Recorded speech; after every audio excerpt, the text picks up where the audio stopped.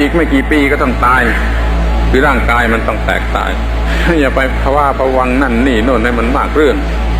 รีบใช้เวลาที่มีอยู่บ้างเนี่ยไม่กี่ปีแล้วไม่กี่สิบปีแล้วเราแม้ยังหนุ่มอยู่ก็มันไม่มากแล้วในการที่จะทำกิจที่เป็นหัวใจของพุทธศาสนาเรื่องวิปัสสนาที่แท้นี่มันเป็นหัวใจสาระสำคัญของพุทธศาสนาไม่ใช่ว่า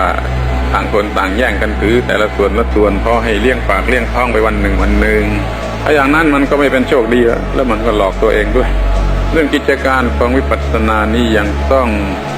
การความพยายามอีกมากคือมันต้องการความปรับปรุงแก้ไขอีกมากเพราะมันเลือนไปแล้วมันกลับมาในลักษณะที่เรียกว่าตื่นงัวเงียขึ้นมาทั้งนั้นมันก็ตื่นนอนอย่างงัวเงียนะมันไม่ชัดเจนมันไม่บริบูรณ์